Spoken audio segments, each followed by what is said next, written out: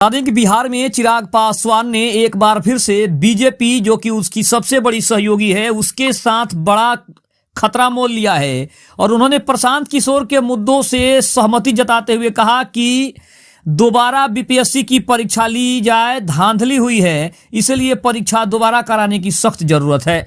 नमस्कार, आप देख रहे हैं आप तक न्यूज। आइए खबर को विस्तार से जानते हैं। उसके पहले चैनल पर नए हैं तो चैनल को सब्सक्राइब करना बिल्कुल ना भूलें। बता दें कि लोक जनशक्ति पार्टी रामविलास के अध्यक्ष और केंद्रीय मंत्री चिराग पासवान ने बिहार लोक सेवा आयोग की 70वीं संयुक्त प्रारंभिक परीक्षा में धांधली का आरोप लगाते हुए परीक्षार्थियों की दोबारा परीक्षा लेने की मांग की है। बिहार में राष्ट्रीय जनतांत्रिक गठबंधन एनडीए की सरकार है, जिसके मुख्यमंत्री नीतीश कुमार हैं। चिराग पासवान की पार्टी लोजपा रामविलास भी एनडीए का एक अहम हिस्सा है, लेकिन चिराग की पार्टी लोजपा रामविलास भी एनडीए का हिस्सा होते हुए प्रशांत किशोर के तरीके और बयान को छोड़ दें तो प्रशांत किशोर के द्वारा उठाए गए मुद्दों से सहमति जताई है। चिराग पासवान ने राज्य सरकार से सुनिश्चित करने को कहा है कि किसी परीक्षार्थी के साथ अन्याय नहीं होना चाहिए। चिराग पासवान ने शुक्रवार को दिल्ली में पत्रकारों से कहा कि हर किसी बात का ध्यान रखने का अपना तरीका होता है। उन्होंने कहा कि प्रशांत किशोर जिस मुद्दे को लेकर अनशन पर थे, उस मुद्दे से वो भी सहमति रखते हैं।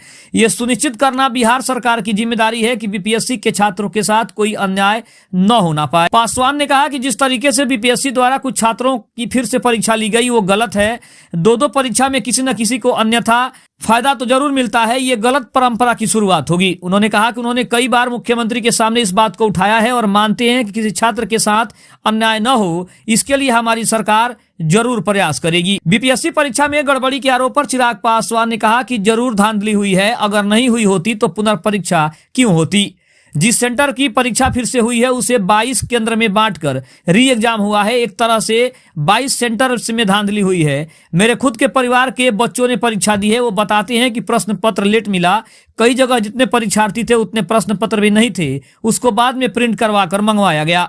चिराग पासवान ने आगे कहा कि ये बात क्लियरली गाइडलाइंस में मेंशन है कि कोई पेपर लीक होता है, सोशल मीडिया या डिजिटल प्लेटफॉर्म पर अगर पहले आ जाता है, जब परीक्षा चल रही हो उसे रद्द करना चाहिए। और जो भी कुछ हुआ है, जब तक परीक्षा चल रही थी तब तक एक्स अकाउंट, अलग अलग व्हाट्सएप ग्रुप पर लीक पेपर हुए हैं। बीपीएससी को इसकी जिम्मेदारी लेनी चाहिए। सबसे पहले एक उच्च स्तरीय जांच करवानी चाहिए। जांच के बाद जो भी दोषी है उस पर कार्रवाई करते हुए पुनः जितने भी बच्चे हैं दोबारा परीक्षा करवानी चाहिए। बता दें कि 13 दिसंबर को ली गई बीपीएससी परीक्षा में धांधली का आरोप लगाकर बहुत सारे परीक्षार्थी आंदोलन कर रहे हैं। इस आंदोलन को लेकर प्रशांत किशोर, पप्पू यादव, कांग्रेस और वामपंथी दलों ने सड़क पर धरना और प्रदर्शन तक किया है।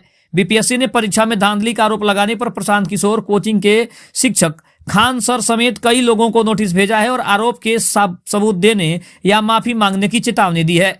एनडीए के ही एक घटक दल के नेता और केंद्रीय मंत्री चिराग पासवान की अब खुलकर धांधली की बात करने और दोबारा परीक्षा कराने की मांग से पटना में राजनीतिक पारा चढ़ सकता है और एक बार फिर से चिराग पासवान को कहीं ना कहीं बीजेपी सबक सिखा सकती है। खबर कैसी लगी कमेंट में जरूर बताइएगा। तब तक के लिए धन्यवाद। जय हिंद, जय भारत।